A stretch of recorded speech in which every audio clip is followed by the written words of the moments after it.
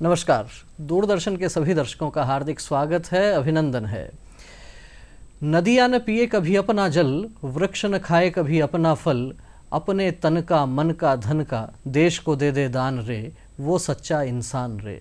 प्रकृति हमें सच्चा इंसान बनना सिखाती है, पर्यावरण हमें सिखाता है कि हमारी जीवन पद्धति कैसी हो, हमारा दैनंदिन जीवन है उसमें किस प्रकार से हमारी गतिविधियां रहती हैं, ये सब चीज़ें हमारे को पर्यावरण सिखाता है।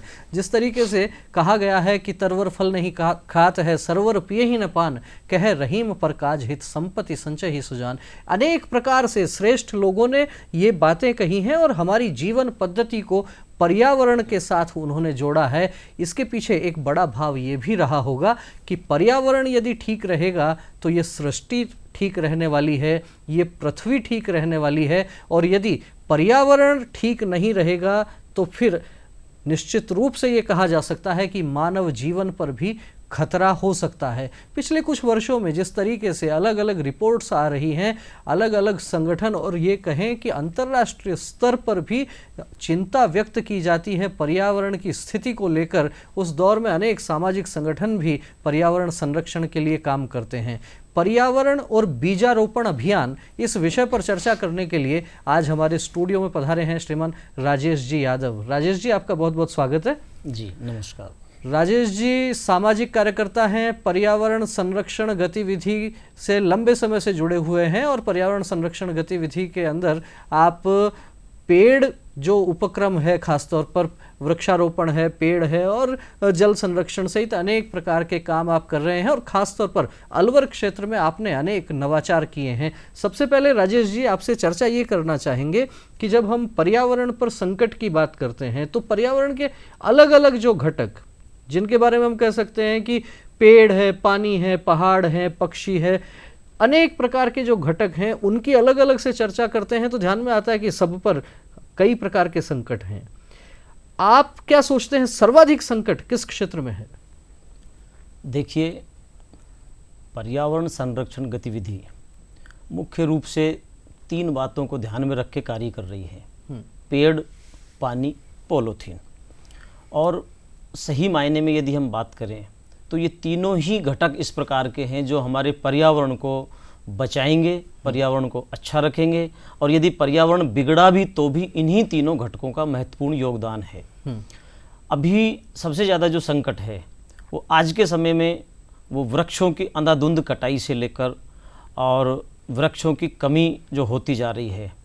आज हम यदि आंकड़े देखते पूरी दुनिया में तो पूरी दुनिया में लगभग प्रति व्यक्ति औसत 422 वृक्ष हैं और भारतवर्ष में कुल 28 वृक्ष प्रति व्यक्ति हैं। ये औसत बहुत कम है और यदि हम ये ध्यान देंगे कि इस औसत के साथ हमारा भारतवासी प्रत्येक व्यक्ति स्वस्थ जीवन जी सके, जो संभव नहीं है। इसलिए वृक्षों का भी उतना ही बड़ा पर्यावरण के क्षेत्र में योगदान है। आज संकट है। दूसरा संकट वृक्षों का, वृक्षों के अलावा यदि हम बात करें तो जल का संकट भी है, क्योंकि जल जो है प्रकृति में बहुत कम मात्रा में पीने योग्य पानी है हमारे पास। आज हम 1% जल के साथ ही अपना कार्य चला रहे पूरी दुनिया में। और वैसे तो देखते हैं तो बहुत जल जो है, अथाह जल राशि दिखती है समुद्रों में, लेकिन वो पीने के काम में नहीं आ सकती। सृष्टि पर जितना जल है 97% पानी समुद्रों में है, 2% पानी ग्लेशियर में है और 1% पानी जो पीने के योग्य है वो भूमिगत जल के रूप में चले, नदियों के रूप में, तालाब के रूप में। 1% पानी जो है उसका अंधाधुंध जो दोहन हो रहा है तो पर्याप्त नहीं है अभी सही मायने में। इस दिशा में बहुत सारा काम करने की हमें आवश्यकता रहेगी। राजेश जी, जिस तरीके से आपने पेड़ पौधों की बात की, पानी की आपने बात की कि बड़ा संकट जो है वो वृक्षों पर है और पेयजल का जो है वो बड़ा संकट है। पिछले कुछ दिनों से बीजारोपण अभियान, घर घर नर्सरी अभियान, इस तरीके की अनेक जो है बातें सामने आ रही हैं, समाज में अनेक कार्यक्रम हो रहे हैं। हम चाहेंगे कि दर्शकों तक आपके माध्यम से जानकारी पहुंचे कि आखिर बीजारोपण अभियान क्या है घर घर नर्सरी अभियान। देखिए, इस विषय में अभी मैं चर्चा कर रहा था कि आज के समय में जो हम अनुपात की बात करते, वृक्ष जो है हमारे प्रति व्यक्ति भारत के लिए 28 वृक्ष है जी। हमको 422 दुनिया की औसत के बराबर जाने के लिए बहुत बड़ी संख्या में वृक्ष लगाने की आवश्यकता है। आज समाज का प्रत्येक व्यक्ति आज हम भारत की बात करते हैं, हम 140 करोड़ लोग हैं। 140 करोड़ व्यक्ति यदि प्रतिवर्ष एक पौधा लगाने का संकल्प लेगा तो हम कुछ वर्षों में अपने इस देश की स्थिति बेहतर बना सकेंगे।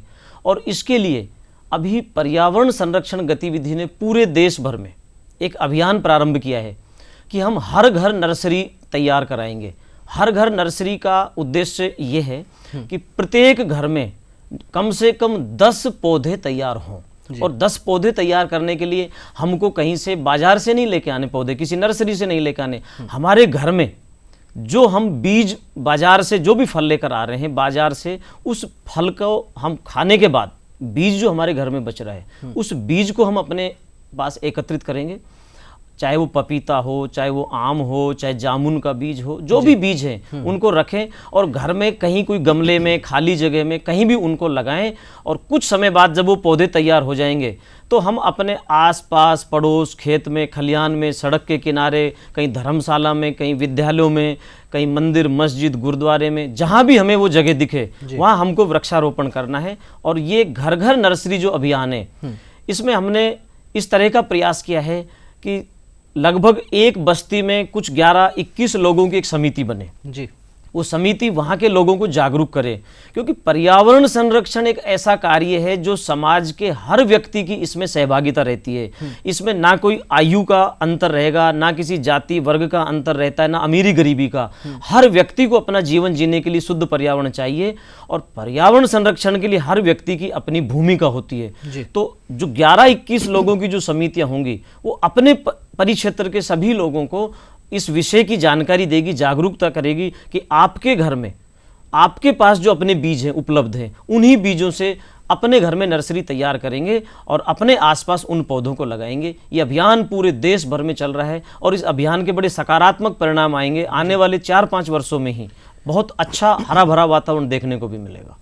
तो राजेश जी का कहना है कि ये अभियान देश भर में चल रहा है, घर घर नर्सरी अभियान, घर घर बीजारोपण अभियान, और वास्तव में देखने में चाहे बहुत छोटी सी बात लगती हो लेकिन बहुत महत्वपूर्ण ये बात है और आने वाले समय में बहुत बड़ा परिवर्तन इस अभियान के माध्यम से पूरे देश भर में देखने को मिलेगा। एक सामान्य सी छोटी सी बात, हर घर में फल आते हैं, सब्जियाँ आती हैं और उन फलों और सब्जियों के जो बीज होते हैं उन बीजों को आप अपने पास संग्रहित कीजिए, उनको गोबर और मिट्टी की एक बॉल बनाकर उसके अंदर सीड बॉल जिसे कहा जाता है उसमें आप संरक्षित रख सकते हैं। जब वर्षा ऋतु जब आने वाली है उस समय वर्षा ऋतु में आप उनको भूमि में लगा सकते हैं और बीजारोपण के माध्यम से जिस तरीके से घर घर के अंदर 15-20 पेड़ पौधों के लिए वो तैयारी जब प्रारंभ हो जाएगी तो निश्चित रूप से कहा जा सकता है कि हर घर में एक छोटी नर्सरी वो तैयार होने वाली है। बड़ा अच्छा अभिनव प्रयोग ये पर्यावरण संरक्षण गतिविधि के माध्यम से हो रहा है राजेश जी। लेकिन जिस तरीके से हम चर्चा कर रहे थे, पर्यावरण के समक्ष अनेक प्रकार के संकट हैं।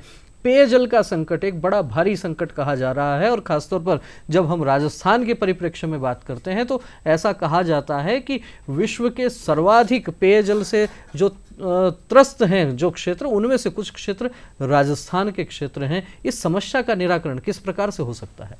देखिए, राजस्थान की यदि हम बात करते हैं तो आपने बहुत सही कहा है कि पूरी दुनिया में यदि हम बात करें तो हमारी जो राजस्थान की भौगोलिक परिस्थिति है वो अधिकांश हमारा पश्चिमी राजस्थान मरुस्थलीय क्षेत्र कहलाता है जी। वर्षा भी वहाँ कम होती है, भूमिगत जल भी बहुत वहाँ नीचे है, उनका स्तर बहुत नीचे गया हुआ है भूमिगत जल का। तो सही मायने में ये जो जल संकट है ये राजस्थान के लोगों से ज़्यादा इसको देखने को किसको मिलेगा। यहाँ ऐसा भी कहा जाता है अक्सर कि यदि घी आपके हाथ से फैल गया तो ज़्यादा तकलीफ की बात नहीं है, पर पानी नहीं फैलना चाहिए। बिल्कुल बिल्कुल। तो यहाँ जो जल संकट है उसका जो सबसे मुख्य समाधान यदि कोई है तो वो दो ही है, क्योंकि जल जो है वो बचाया जा सकता है, बनाया नहीं जा सकता है। तो जल बचाने के लिए जो वर्षा का हमारा जल है हम उसको संग्रह करने का स्वभाव हमारा हो। अभी पश्चिमी राजस्थान में आप देख रहे हैं कि बहुत सारे जगह जगह वहाँ टाँके बनाए गए हैं, पानी को एकत्रित किया गया है। वर्षा का जितना भी जल हमें मिल रहा है वो जल हमारा किसी न किसी रूप में भूमि के अंदर वो जाए और उसको जब संग्रह करेंगे हम तो वर्ष भर के लिए वो पीने के लिए, खेती के लिए, पशुओं के पशुपालन के लिए उसका हम काम ले सकेंगे। इसके अलावा एक और मैं आपको बात कहना चाहूँगा कि हमारे स्वभाव में जल का उपयोग हो, दुरुपयोग नहीं हो। छोटे छोटे उदाहरण देकर हम मैं बताना चाहूँगा आपको जी। हमारे घरों में कोई मेहमान जब आते हैं तो हम सामान्यतः हमारे स्वभाव में हम 1 गिलास पानी भर के मेहमान को पिलाते हैं जी। अगर प्यास मेहमान को आधे गिलास की है तो हमारा वो आधा गिलास पानी बेकार चला जाएगा। हम आधा गिलास पानी डालें, साथ में ही किसी अन्य पात्र में हम पानी रखें और पुनः आग्रह करें, ये स्वभाव रहे जी। तो इस प्रकार से यदि हम आधा गिलास प्रतिदिन भी यदि पानी बचाएंगे तो देश के 140 करोड़ लोग आधा आधा गिलास बचाएंगे तो 70 करोड़ गिलास, लगभग 18 करोड़ लीटर पानी हम इस तरह से भी बचा सकते हैं। और राजस्थान की बात जहाँ तक है तो राजस्थान में वाकई वर्षा जल ही सबसे प्रमुख आधार है पेय जल के लिए। तो हमको वर्षा के जल को संग्रह करने का स्वभाव होना ही चाहिए और करना ही पड़ेगा। वर्षा जल को संग्रहित करना ही चाहिए और वास्तव में निश्चित रूप से ये कह सकते हैं कि ये बड़ा विषय है और राजस्थान के लोग तो पानी के बारे में बहुत संवेदनशील भी हैं और यहाँ जिस तरीके से मैंने अभी कहा कि इस प्रकार की अनेक कहावतें बनी हुई हैं कि यदि घी और पानी की भी तुलना की जाए तो राजस्थानी लोग जानते हैं कि पानी का अत्यधिक महत्व है। और साथ ही जिस तरीके से छोटे छोटे प्रयोग राजेश जी ने अभी बताया कि कोई मेहमान आते हैं तो आधा गिलास पानी आप उनको आग्रह कर सकते हैं, इस प्रकार के अनेक प्रयोग हो सकते हैं। आरओ का जो वेस्ट वाटर है उसका उपयोग हो सकता है।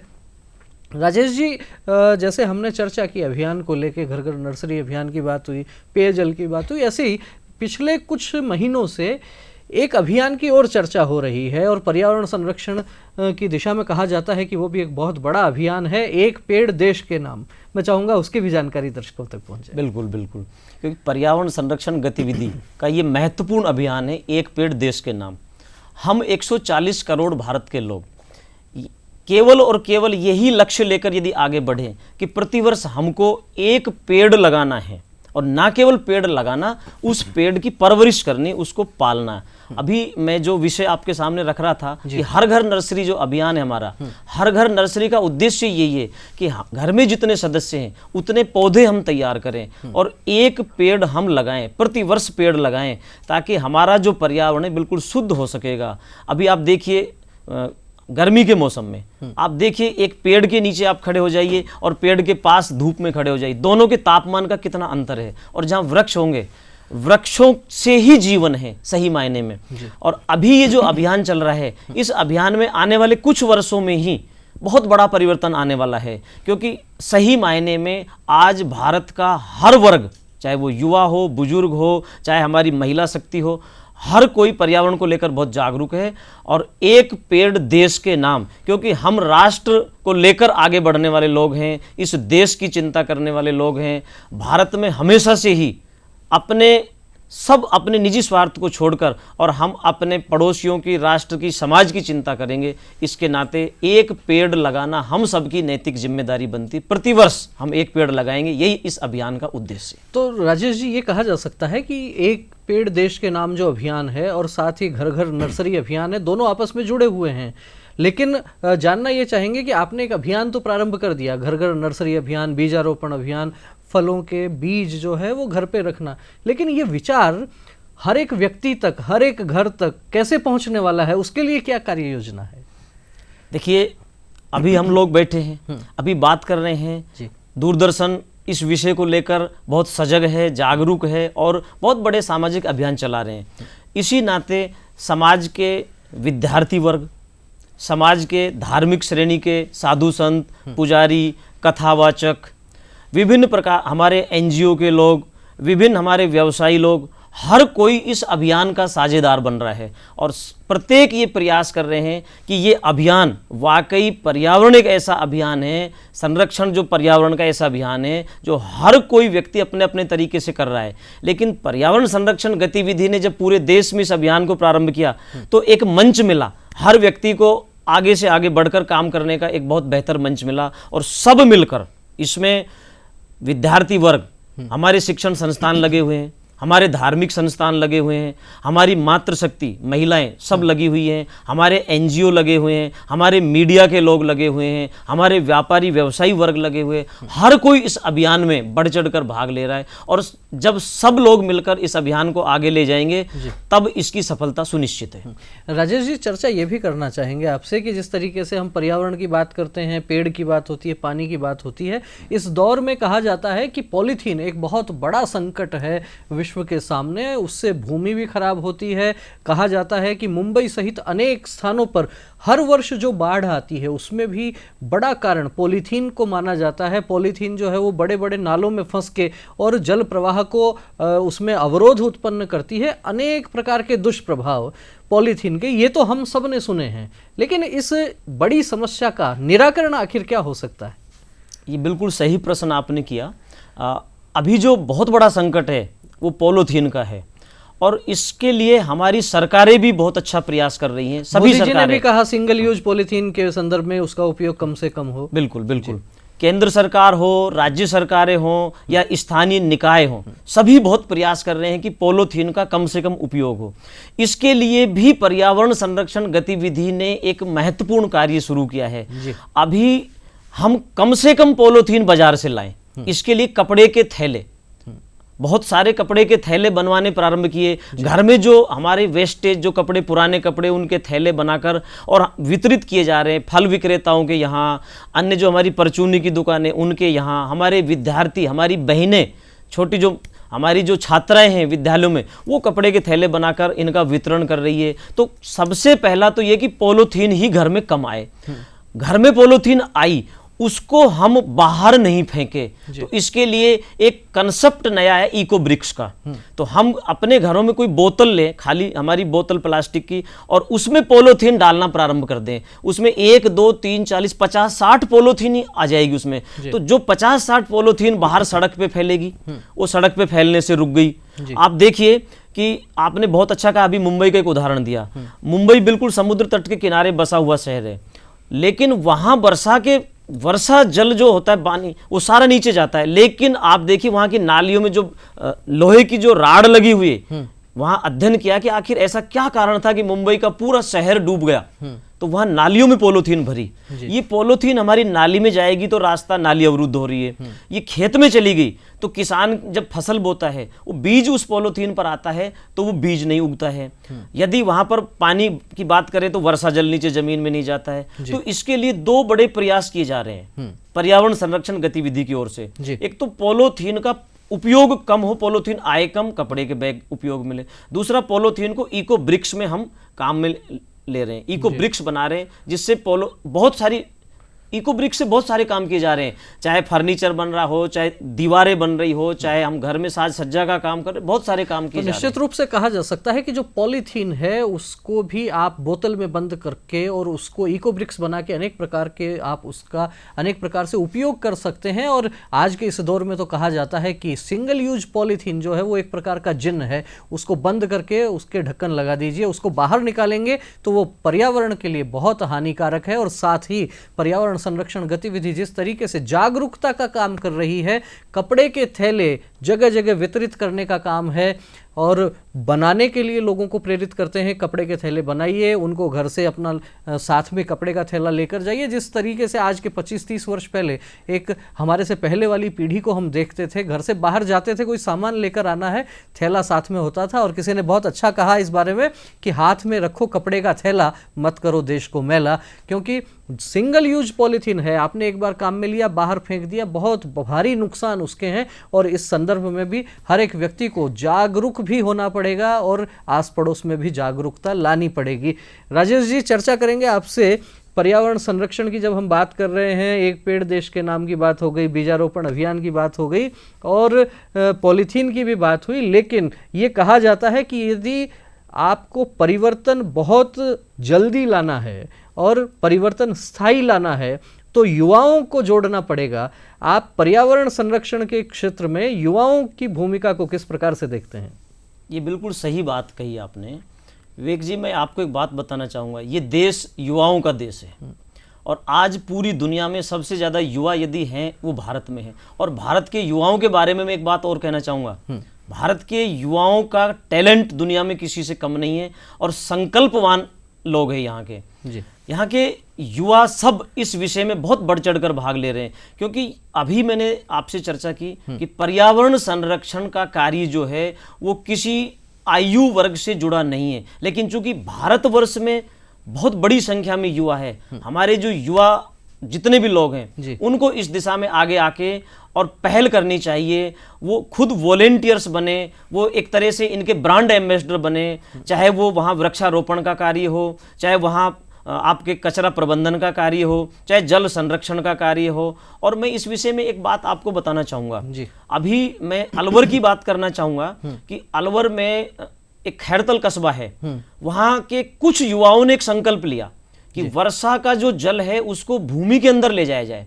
तो भूमि के अंदर जब वर्षा जल की बात आई तो जो सूखे कुएं थे, सूखे कुओं में जब वर्षा का पानी उन्होंने सूखे कुओं में डालना प्रारंभ किया। एक वर्ष में उन्होंने 2-3 कुओं में डाला, फिर अगले वर्ष में ऐसे संख्या बढ़ती गई। और आज परिस्थिति ये हो रही, लगभग वहां सैकड़ों कुओं में सूखे कुओं में पानी डालना प्रारंभ किया और जल स्तर ऊपर उठा। वो युवा वहां के लिए आइकॉन बने, मॉडल बने। इसी प्रकार से आज देखिए कचरे के पहाड़ लगे हुए हैं जी।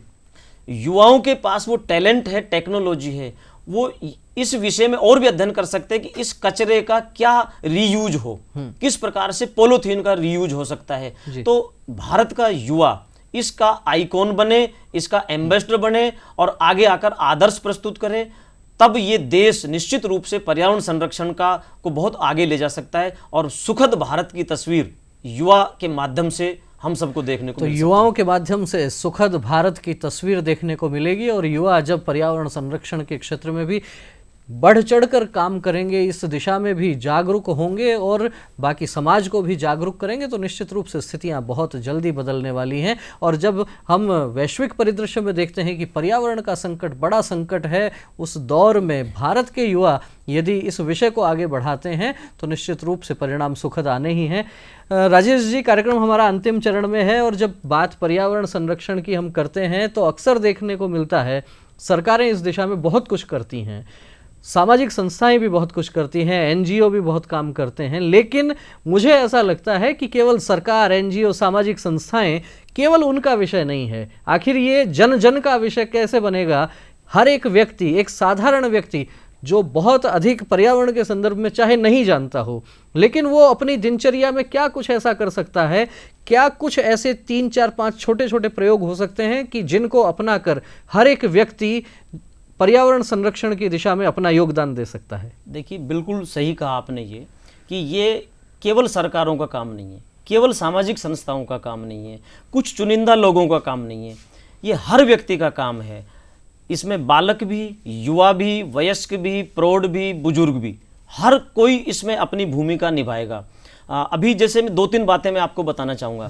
जैसे अभी अपने यहाँ एक रसोई बगिया, एक ऐसा एक प्रयोग है कि घर का जो कूड़ा है वो बाहर नहीं फेंके, क्योंकि मेरा कूड़ा मेरी जिम्मेदारी, ये भाव हमारा होना चाहिए। कूड़ा मेरा है तो इसका निस्तारण भी मैं करूंगा। जैसे अभी बताया, पर्यावरण संरक्षण गतिविधि की ओर से हम ये प्रयास कर रहे हैं पूरे देश भर में कि हमारा जो घर है वो इस तरह का हो, 5 बातें हमारे घर में हो जी।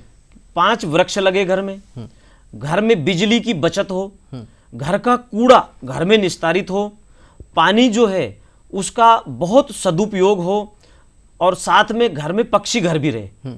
क्योंकि आप जानते हैं कि ये जो वृक्षारोपण का जो सबसे बड़ा कार्य है, वृक्ष मनुष्य इतने नहीं लगाते जितने पक्षी लगाते हैं। आप तो देख रहे हैं विवेक जी कि हमारे सनातन संस्कृति में देवी देवताओं के प्रत्येक के वाहन जो थे पक्षी हुआ करते थे, तो पक्षी सबसे ज्यादा वृक्ष लगाते, इसलिए हर घर में पक्षी घर भी बने। तो जो हमारा कूड़ा घर के बाहर नहीं जाए, उसके लिए प्लास्टिक का ड्रम ले सकते हैं हम, और उसमें चारों तरफ से 6-7 पौधे भी लगा सकते हैं, उसमें नारियल का जूट डालें, उसमें इसके अलावा हम मिट्टी खाद डाल के उसको भरें, और रोज घर की सब्जी या कूड़ा थोड़ा थोड़ा उसमें डालते रहें। जो रसोई का कचरा बचता है वो उसमें डाला जा सकता है। बिल्कुल बिल्कुल। और वो आराम से 2 साल भर तक एक परिवार के लिए एक ड्रम पर्याप्त है। आप देखिए उसमें आपको फलदार पौधे भी लग जाएंगे, उसमें आपकी सब्जी भी होगी, टमाटर भी लगा सकते हो, मिर्च बैंगन भी लगा सकते हो, और कूड़े का निस्तारण भी किया जा सकता है। ये प्रयोग हो सकता है। दूसरा मैं आपको बताना चाहूंगा कि जैसे अभी मैंने पॉलीथीन की बात करी, हम फेंकने की बजाय उसको सामान्यतः बोतल में बंद करके उस जिन्न को, आप अभी कह रहे थे, जिन्न को हम बोतल में बंद कर सकते हैं। तीसरा, एक हमारे यहाँ एक और अच्छी बात मैं आपको बताना चाहूंगा कि सड़क के किनारे जो पौधे लगा रहे हैं हम, उनमें पानी की समस्या निजात कि पानी दिया जाए उसमें। तो हमारे परंपरा है कि हर कोई अपने स्वास्थ्य के लिए चिंतित है। सुबह सुबह जैसे हम घूमने जाते हैं तो 1 बोतल पानी अपने साथ ले जाएं और उन पौधों में पानी डाला जा सकता है। ये कार्य किया जा सकता है। गाँव का जो पानी है, सारा पानी बर्बाद नहीं हो। अभी कई गाँवों की मैं आपको बताना चाहूँगा, बहुत अच्छा प्रयोग किया है इस पर्यावरण संरक्षण गतिविधि के माध्यम से। प्रयोग ये हुआ है कि सारा पानी गांव के आसपास कहीं ना कहीं जोहड़ पोखर जरूर होता है, वो पानी सारा पोखर में लाया गया जी, वहां लाकर और पानी को भूमिगत वाटर हार्वेस्टिंग किया गया। ये छोटे छोटे प्रयोग हैं जो आमजन कर सकते हैं। कथावाचक जो हैं, जहां भी प्रवचन हुए वहां उनकी बातों को महत्वपूर्ण तरीके से सुना जाता है। हमारे मौलवी, पुजारी, हमारे पादरी, जितने भी धार्मिक लोग हैं, ये अपने प्रत्येक अनुष्ठान में इस कार्य को कर सकते हैं। दूसरा, आजकल एक और अच्छी बात चली है, बालक के जन्मदिन के अवसर पर, शादी की सालगिरह के अवसर पर हमने पौधे लगाने प्रारंभ कर दिए। ये परंपरा बन गई। तो निश्चित रूप से कहा जा सकता है कि ऐसी अनेक परंपराएं अब नई प्रारंभ की जा सकती हैं। पर्यावरण के अनुकूल हम अपने कार्यक्रम किस प्रकार से बना सकते हैं। अनेक स्थानों पर इस प्रकार के प्रयोग होने लगे हैं कि सिंगल यूज पॉलीथीन से बनी हुई जो सामग्रियां हैं, वो बड़े बड़े आयोजनों में लोग उनका उपयोग करना बंद कर रहे हैं। ऐसे अनेक अभिनव प्रयोग हो रहे हैं और उनसे समाज को प्रेरणा भी मिलती है। राजेश जी, आप हमारे कार्यक्रम में आए, आपने तमाम सवालों का बहुत सहजता से, सरलता से आपने जवाब दिया। आपका बहुत बहुत धन्यवाद। और निश्चित रूप से हम कह सकते हैं कि पर्यावरण का विषय बड़ा महत्वपूर्ण विषय है। सरकारें अपना काम करती हैं, लेकिन समाज को भी जागृत होने की आवश्यकता है। और इसलिए कहा जाता है कि केवल सत्ता से मत करना परिवर्तन की आस, जागृत जनता के केंद्रों से होगा अमर समाज। हमारे को यदि जीवन के लिए ऑक्सीजन चाहिए तो कम से कम 5 पौधे हम अपने घर में लगाएं। घर छोटा है, यदि शहर में रहते हैं, फ्लैट में रहते हैं, तो कम से कम 5 पौधे गमलों में लगा सकते हैं। गांव में रहते हैं तो बड़े वृक्ष लगा सकते हैं। लेकिन अपनी जिम्मेदारी का निर्वहन करना ये बहुत आवश्यक है। और अपनी जिम्मेदारी का यदि हम निर्वहन करते हैं तो कहा जाता है कि गंगा की रवानी बदलेगी, सतलज का मुहाना बदलेगा, तो खुद तो बदले बंदे, ये जमाना अपने आप बदलेगा। भारत ने इस दिशा में काम करना शुरू कर दिया है, तो निश्चित रूप से भारत विश्वगुरु की अपनी भूमिका भी निभाएगा और पर्यावरण के क्षेत्र में बहुत ही सुखद परिणाम आने वाले समय में देखने को मिलेंगे। इसी बात के साथ इस कार्यक्रम को हम देंगे विराम। बहुत बहुत धन्यवाद। नमस्कार।